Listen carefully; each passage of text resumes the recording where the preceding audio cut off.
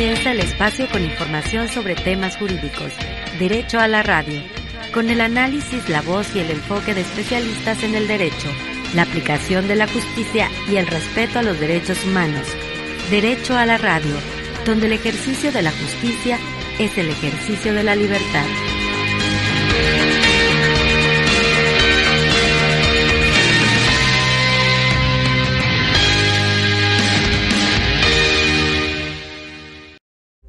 Buenas tardes, tengan todas y todos ustedes, sean bienvenidos a este espacio radiofónico Derecho a la Radio. Nos encontramos transmitiendo desde la cabina de la estación de la Universidad de Colima 94.9 y también lo hacemos a través de las redes sociales de la Facultad de Derecho Oficial y de esta estación Universo 94.9. Les damos la más cordial bienvenida a este su programa favorito y bueno, como cada miércoles saludamos con gusto a nuestra amiga Bárbara Mancera. Hola Bárbara, muy buena tarde. Hola, no, qué gusto saludarte a ti y a nuestras amables audiencias. Y bueno, hay también que recordar que este sábado a la 1:00 p.m. pueden escuchar la retransmisión del programa también aquí en Universo 94.9. El tema que vamos a abordar el día de hoy en entrevista es el matrimonio como contrato o institución familiar. En la sección, en la cápsula vamos a escuchar el tema de el bufete jurídico que nos tiene preparado sobre la pensión alimenticia. Así es, temas ambos interesantes que estamos ciertos que resultan de interés para nuestra audiencia. Y bueno, si estás de acuerdo, iniciamos este programa como tradicionalmente lo hemos hecho y es con la intervención del doctor José Ángel Méndez Rivera, quien presenta la sección editorial. Adelante, doctor Méndez, le escuchamos. Buenas noches desde Colima, México. El editorial de hoy es el fundamento ético del matrimonio. El académico chileno Rodrigo Figueroa Westman hace un estudio sobre la estética del matrimonio del filósofo danés Kierkegaard, en que destaca cómo el filósofo entrevé el escaso aporte social de quien no tiene y educa hijos dentro del matrimonio como fundamento de la familia, para contribuir a la propagación de la especie y al mejoramiento moral de una sociedad más justa. Pues los hijos pertenecen, decía el pensador danés, al santuario de la familia en su vida más recóndita y es en ese claroscuro misterioso del amor familiar en el que surge todo sentimiento de fuerte compromiso ético. Así la idea de quien se casa da cabida a la vertiente ética de propagar la especie humana y supone la fortaleza como virtud moral en el matrimonio.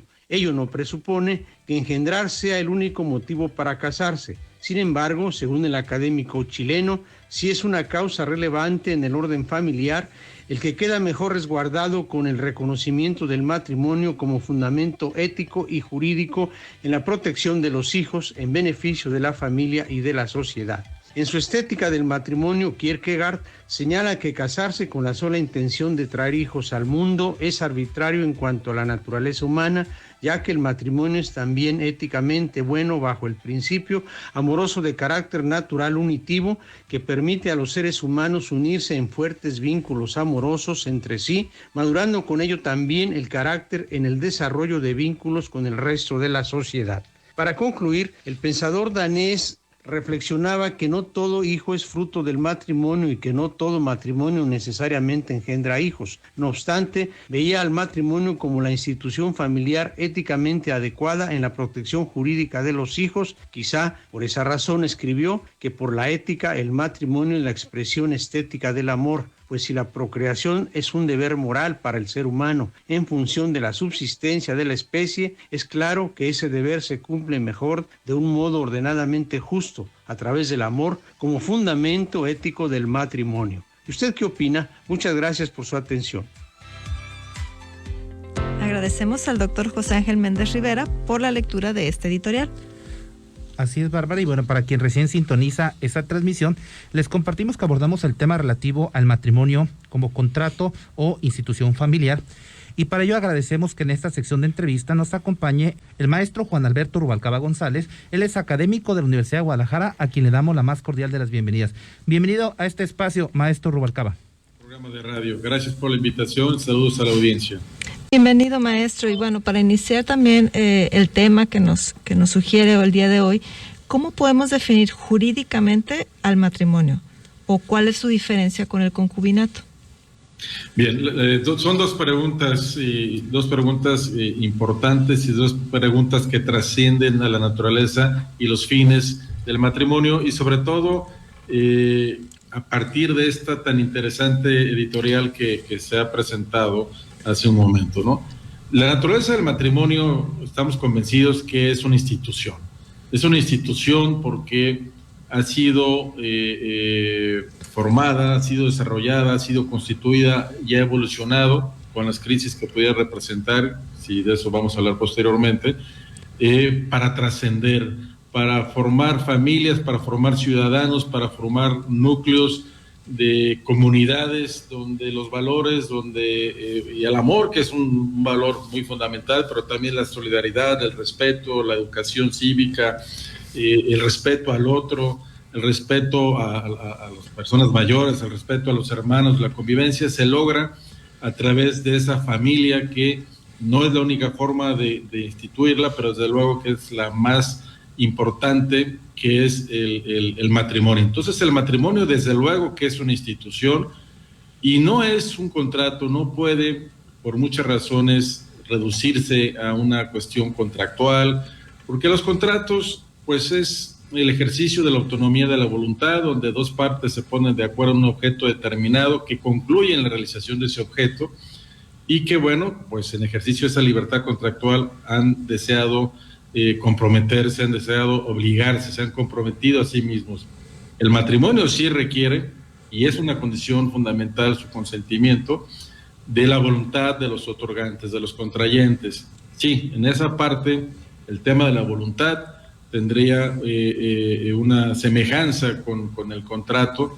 Sin embargo, pues ahora que vemos la evolución que ha tenido el matrimonio jurisprudencialmente, primero legislativamente en la Ciudad de México con la aparición del matrimonio sin causa, y luego jurisprudencialmente en todo el país, pues resulta que entonces más se distingue el matrimonio de un contrato. Un contrato no se puede disolver por un principio que se identifica como pacta sunt servanda, o los contratos se celebran para cumplirse, no se puede disolver por la voluntad de una sola de las partes. Un contrato, una compraventa, un arrendamiento, lo que sea, pero un matrimonio, con todo lo que representa, con todo lo que trasciende a las personas, al núcleo familiar, puede ser disuelto por decisión de la Corte y antes una decisión de una Asamblea Legislativa, sin responsabilidad, sin reconocer culpabilidad, sin reconocer daño moral, con la voluntad de una sola de las partes. Entonces, si el matrimonio se puede disolver con la voluntad de una sola de las partes, pues difiere enormemente de un contrato cualquiera. Pero no solo por esta cuestión de la forma de disolver del matrimonio o del divorcio incausado, sino por su trascendencia moral, ética y desde luego jurídica. Viene a instituir, viene a crear y a proponer y a procurar una relación que va de la familia a la sociedad. Por eso, sin duda alguna, el matrimonio es una institución y una excelente expresión en esta editorial, una expresión bella, la manifestación estética del amor. Eso es el matrimonio, una institución sin ninguna duda. Ahora, maestro Rubalcaba, a partir de lo que usted nos ha compartido y en los últimos 4 minutos que nos quedan para cerrar este bloque, si el matrimonio es un acto jurídico, ¿no demerita ello su importancia como fundamento de la familia o célula básica de la sociedad? No, yo creo que el matrimonio, al ser un acto jurídico, se le está revistiendo de esa formalidad, de esa protección, de ese reconocimiento del Estado, precisamente por la importancia que tiene, por la protección que debe de tener, una protección que ha cambiado, o bueno, si no ha cambiado, se ha prácticamente eliminado. ¿Por qué? El matrimonio en los 80s, en los 90s, jurisprudencialmente era una institución de orden público, precisamente por ser la base de la familia y la familia la base de la sociedad. Por tanto, el divorcio es un remedio, es una solución a condiciones cuando es inviable, cuando es peor el matrimonio, obligar a las personas a estar unidas a esa solución, a ese remedio jurídico que es el divorcio, pues tenía que estar demostrado las causales. Algunas de las causales por las cuales alguien sin el consentimiento de la otra parte llamaba al divorcio, o bien, lo que era mejor, las dos partes en una situación de respeto, de convenio, de acuerdos, llegar a la disolución. Si no se probaba alguna de estas causales, incluyendo el mutuo consentimiento, el matrimonio como institución de orden público no podía disolverse. Ahora, el matrimonio con la voluntad de una sola de las partes se disuelve. Entonces, no pierde su naturaleza, doctor, por ser un acto jurídico, porque el considerarlo como tal es para protegerlo, sancionarlo en el Estado de Derecho, en los tribunales, en las obligaciones que surgen del mismo. Sin embargo, esa protección como acto jurídico pues está muy de capa caída con la nueva política judicial, entre otras, que hay en torno al matrimonio y a la familia. La siguiente pregunta que queremos plantearle, maestro Juan Alberto, es: ¿el matrimonio poliamoroso reconocido en opinión consultiva por la Corte Interamericana de Derechos Humanos es viable como institución de familia o solo como un contrato de carácter jurídico? Muy bien, bueno, yo creo que todas las decisiones de las cortes, como la Corte Interamericana, las decisiones propias de la Suprema Corte Mexicana, pues deben estar sujetas, más allá de sus vinculaciones, de su obligatoriedad, deben estar sujetas a discusión, no son un dogma, una verdad legal que se deben aceptar como tales y que por lo tanto ya es indiscutible, y por eso es muy pertinente esta pregunta. Primero, para hablar de un matrimonio de poliamor, pues entonces, ¿qué es exactamente el poliamor? Si es una cuestión como lo resolvió aquel juez de distrito del Estado de Puebla, donde hacía referencia a una cuestión de no discriminación y que por tanto, pues, ¿por qué había de limitarse una conducta o un matrimonio solo a dos personas y tendrían que ser más? Y como lo expresó también en su voto particular la magistrada García Villegas, pues entonces hay una total apertura y razonabilidad a hablar de un matrimonio poliamoroso. Pero el tema es, ¿qué es el poliamor? Bueno, tenemos también la sentencia del tercer tribunal colegiado en materia civil en la Ciudad de México, posterior a la del juez de Puebla, que no ha sido confirmada por un colegiado, la del juez de Puebla, y dice que no hay ninguna discriminación porque la legislación civil no contemple o prohíba el poliamor y se refiere a solo dos personas, el matrimonio de dos personas, la unión de dos personas. Porque dice que no es una categoría sospechosa, no están en un supuesto de discriminación. Las personas que están en esa idea, que es un tanto un constructo que tiene muchas definiciones o ideas o propuestas de lo que esto signifique, que no es nada novedoso estas conductas, porque creo que lo correcto es lo que dice este tribunal. El llamado poliamor es una conducta sexual afectiva, y como conducta sexual afectiva no es una orientación sexual y por lo tanto no amerita protección legal. Es una conducta sexual afectiva que la gente desarrolla en ejercicio de su voluntad, de su libre desarrollo, de su forma de pensar, de actuar, de sus convicciones.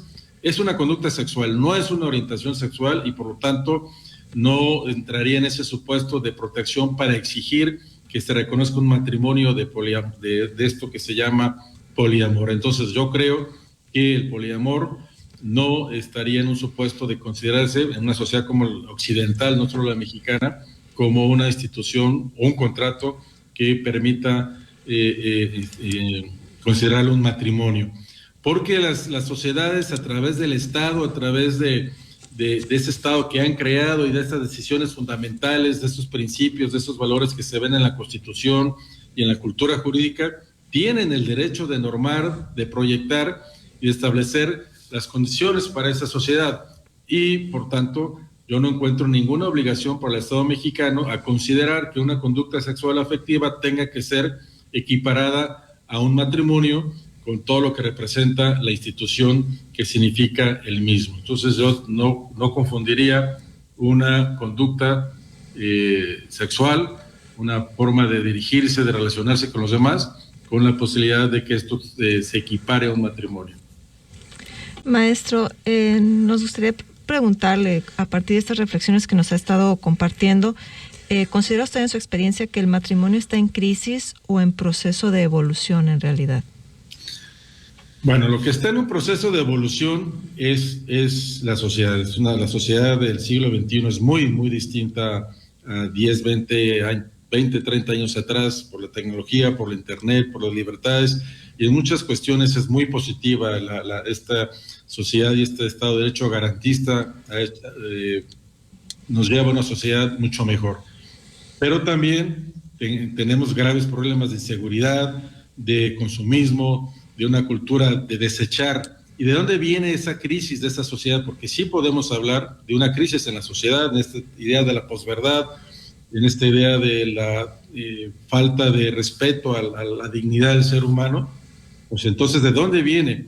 Y si hablamos que la familia es la base de la sociedad, pues entonces esos seres que están teniendo esas conductas nocivas a la sociedad, ¿de dónde vienen? ¿De dónde venimos para incluirnos todos? Pues de una familia. La mayoría venimos de una familia y esa familia sí que está en crisis y por lo tanto los matrimonios están en crisis y la cantidad de divorcios que porcentualmente se registran lo demuestran. Pues el matrimonio sí está en crisis. El matrimonio, la nueva idea de las distintas formas de matrimonio que se han aceptado jurisprudencialmente, pues claro que suponen una nueva idea del matrimonio, y esto si va a ser una evolución o una crisis, pues el resultado futuro lo dirá. En este momento podemos decir que estamos en una crisis y la sociedad, el estado de la sociedad demuestra que hay una crisis, no es una cuestión que solo se pueda encontrar a partir del matrimonio, sino de las consecuencias de la descomposición en la sociedad.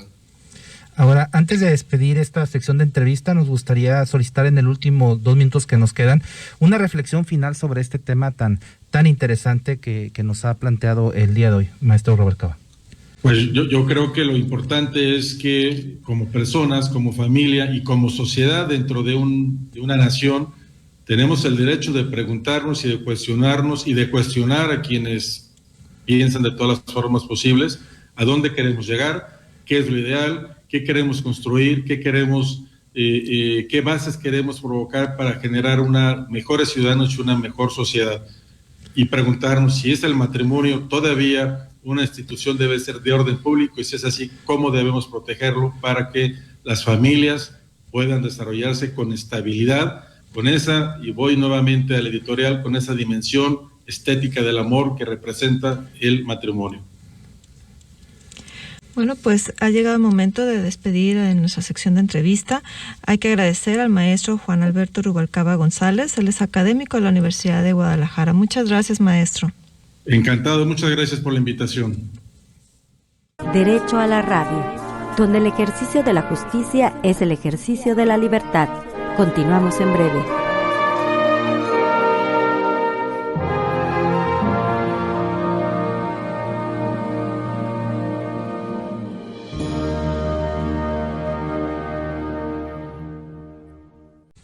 Y bueno, no, ahora continuando con el programa, ¿qué te parece si vamos a nuestra siguiente sección?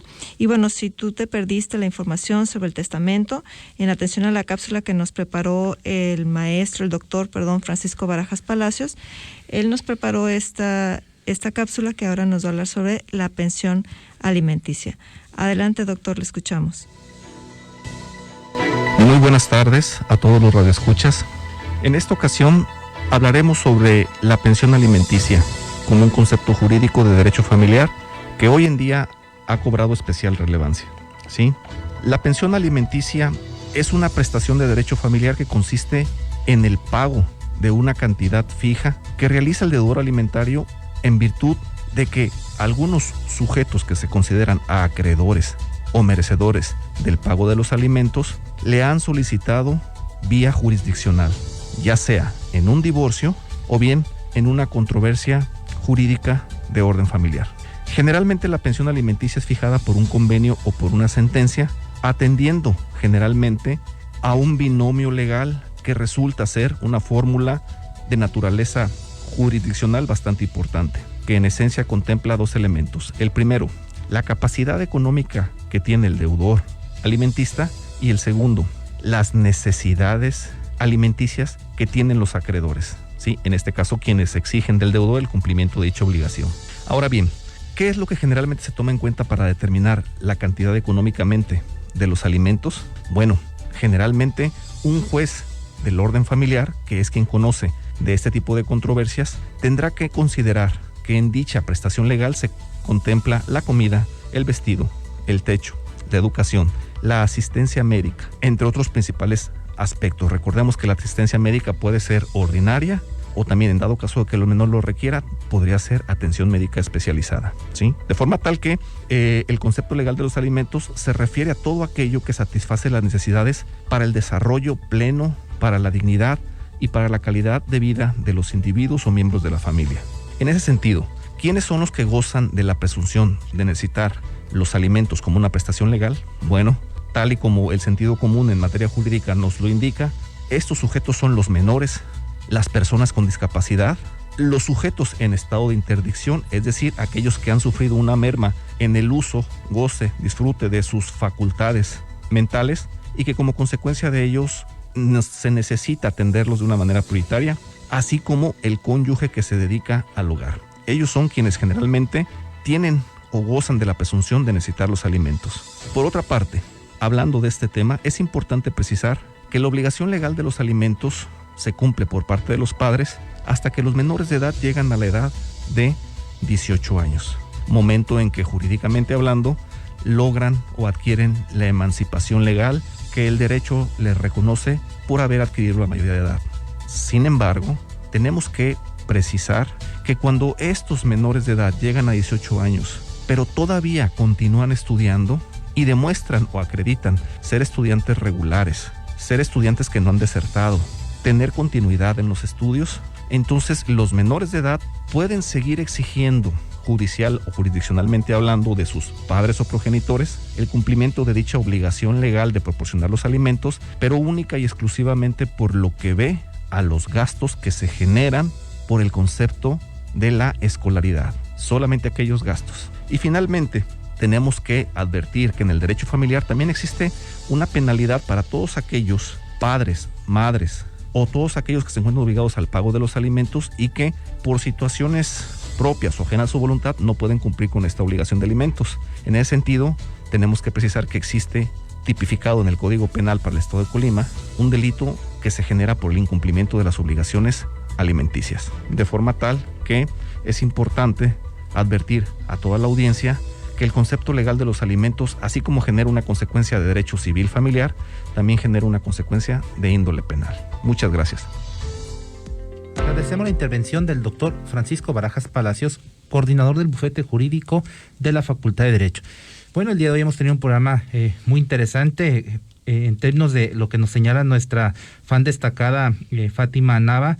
Como cada semana, un tema muy interesante, efectivamente ha sido la constante en este programa a lo largo de 4 años, en opinión obviamente de las audiencias. Agradecemos a Fátima Nava, a Raúl González, a Antonio Jiménez, a Martín Sánchez, a Luis Antonio Cernas Díaz, gracias por su interacción, por sus comentarios que fortalecen los trabajos que hace este equipo de producción y obviamente permiten también proyectar de mejor manera lo que hacemos como programa radiofónico. Así es, Enoc. ¿Y qué te parece si también saludamos y agradecemos al equipo de producción, al doctor José Ángel Méndez Rivera, al licenciado Francisco Javier Mayoral Flores, a la licenciada Alejandra García Nevares y al licenciado Julio César Llerena Ceballos? Así es, ese equipo de producción junto con, obviamente, con nuestras audiencias, pues hacen posible este programa. Vamos a agradecer también en los controles de transmisión a Óscar Segura, a Reina Andrade, a todos ustedes que nos escuchan cada miércoles. Invitamos a que sigan interactuando, que nos planteen sus inquietudes, incluso pueden proponer temas en los cuales ustedes consideren que podamos abordar en este programa y sobre todo, evidentemente, también aprovechar el momento, Bárbara, para felicitar a la maestra Susana González Méndez por dictar la lección prima el día de hoy en la Facultad de Derecho, que justamente abordó la temática del derecho familiar. Se despiden desde cabina en los controles Bárbara Mancera y Enoc Morán. Aquí termina esta emisión. Te esperamos la próxima semana en Universo 94.9. Derecho a la Radio, una producción de la Facultad de Derecho de la Universidad de Colima.